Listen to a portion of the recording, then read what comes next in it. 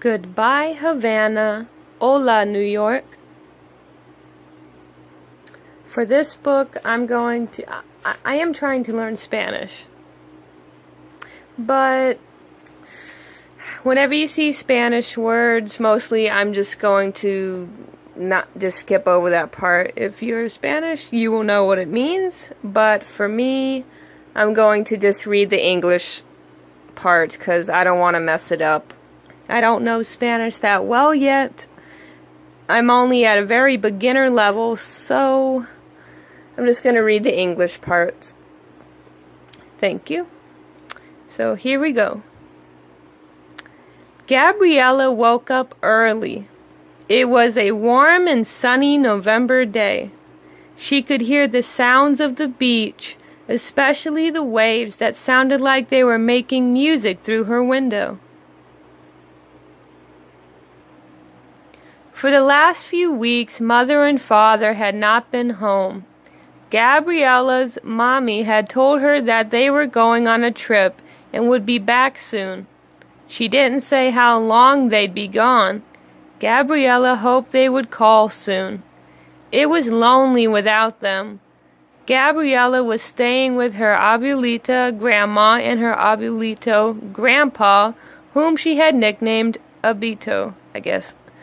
That morning, Abuelita said to Gabriella, all that,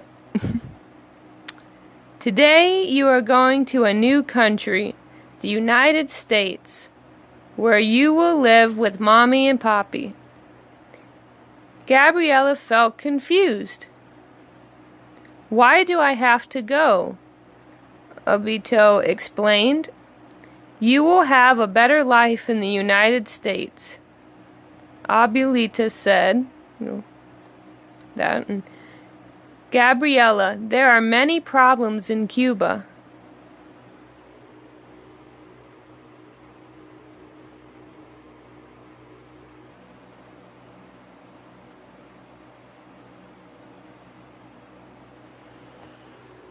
Gabriella had heard her parents talking about something called a revolution. She remembered her Abito and Papi talking about a man named Fidel Castro, the president of Cuba. She heard them say that Castro had taken Cuba over by force.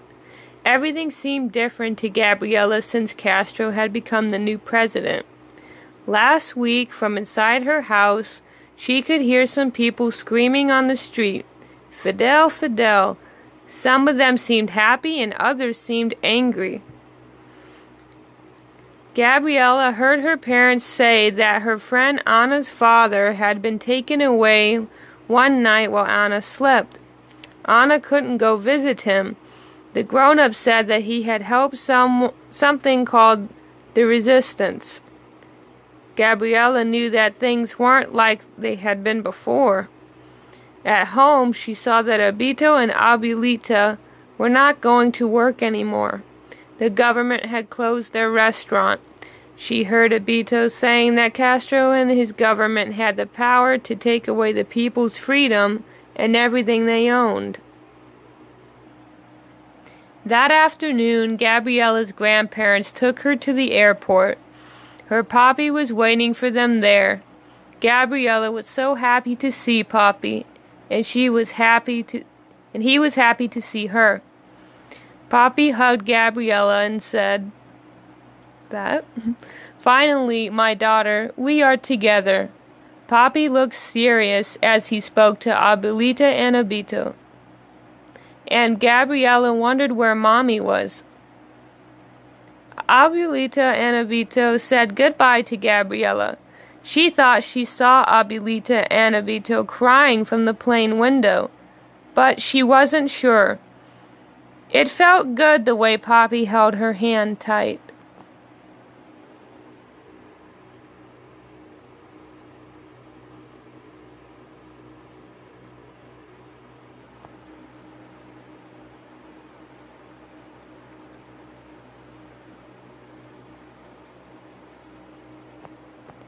As the plane was landing, Gabriella looked out the window and saw huge, tall buildings. To her, The buildings looked like the castles she had seen in the books Abuelita read to her. At the airport, her mommy and her other grandma and grandpa were waiting for her. Gabriella walked off the airplane and ran into Mommy's arms. Hola, Mommy. All that stuff, Hello, Mommy. I am so happy to see you. Where are we going now? Mommy smiled and said, To our new house. They all hugged and kissed Gabriella.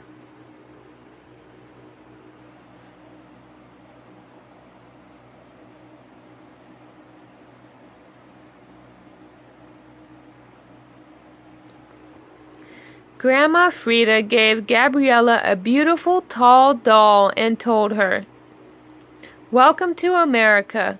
This is your new friend, Penny. Gabriella was surprised that Penny wore a sweater, heavy pants, a large jacket, and boots. Gabriella was used to wearing shorts and going barefoot. Grandpa Morris explained that here in New York it was cold in winter, unlike Cuba. The next day, when Gabriella awoke in her own room in a new home, she noticed a family picture on her dresser. The picture helped Gabriella feel a little better. Her new house in the Bronx was not as big as her house in Cuba. She could not hear the waves or see the beach. She heard many cars and trucks outside her window. The cars and trucks were covered with snow. Gabriella had never seen snow before. She missed her toys, the sound of the beach, and Abuelita and Abito.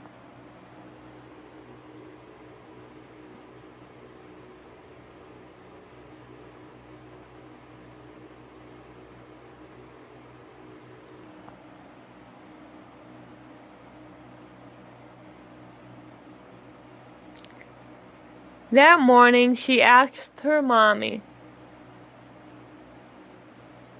When is Abito picking me up today to take me to the park? Gabriella couldn't understand why Mommy started to cry. Mommy told her that Abito and Abuelita were far away. Mommy explained that Gabriella would have to draw them pictures and send them by mail for now.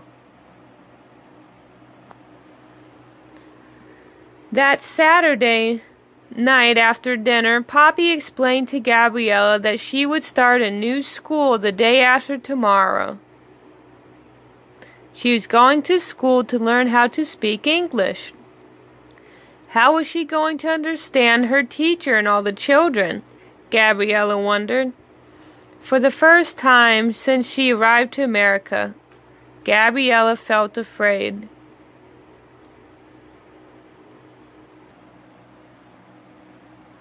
On Gabriella's first day of school, Mommy brought her to her classroom. Gabriella felt very worried. She whispered to Mommy, "Don't leave me alone here. Stay with me." Mommy held Gabriella's hand and very seriously said to her, "The teacher and the children will help you." The teacher, Miss Lepore, asked Mommy to wave goodbye. There were many new faces. Miss Lepore kept talking to Gabriella, but Gabriella did not understand. She started to cry. Miss Lepore used her hands to show that she wanted Gabriella to sit down. Even though Gabriella couldn't yet talk to Miss Lepore, she could tell from her eyes that she was nice.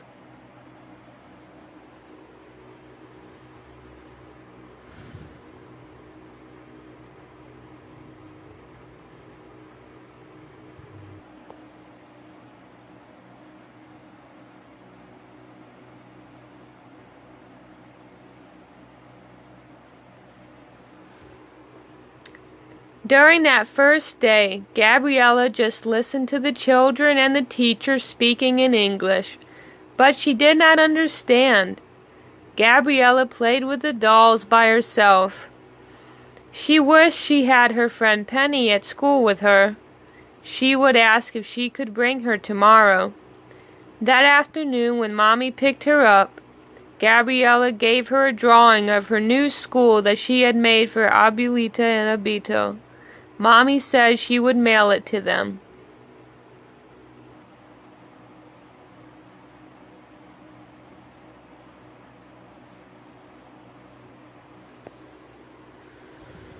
Gabriella liked her music teacher, Mrs. Humphrey. Mrs. Humphrey taught the children songs that had Spanish words. Gabriella's favorites were all of the Christmas songs, especially that, which was Silent Night in Spanish. Mrs. Humphrey would ask Gabriella to help her say the words. During the next few months, school became easier. Gabriella learned many new words and phrases such as hello, goodbye, please, thank you, I like, I don't like, yes and no. She had one friend named Alan who played with her on the swings and helped her paint. Although they couldn't talk to each other a lot, they still played together and smiled at each other. As time went on, Gabriella learned more and more English words. Gabriella loved lunchtime because of the hot lunches served. She was learning to eat many new American foods, like macaroni and cheese, meatloaf, and hot dogs. She liked them all, especially the hot dogs. After lunch, Gabriella liked playtime best. She practiced teaching her dolls how to speak English.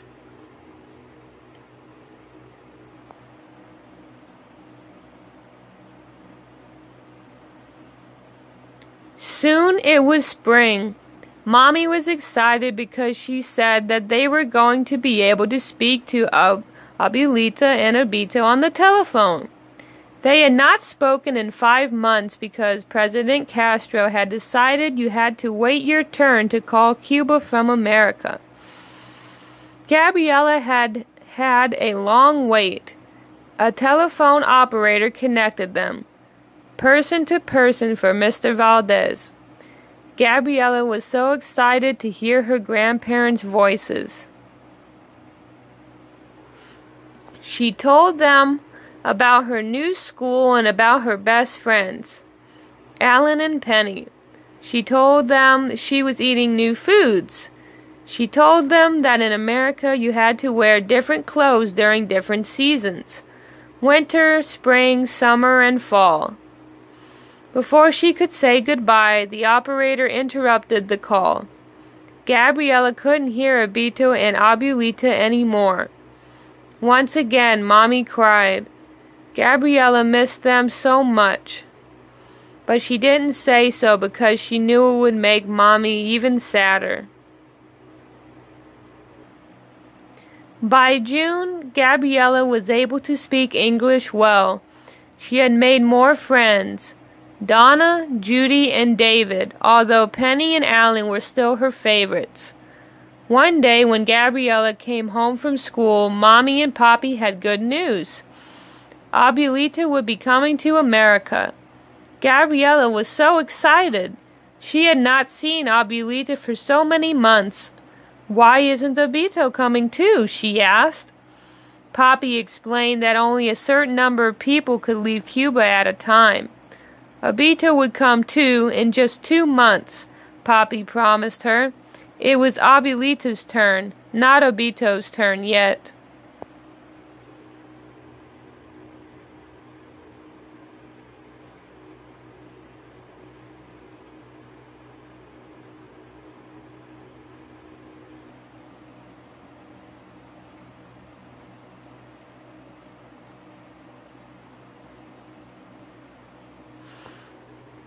The day finally arrived, August 20th, 1960.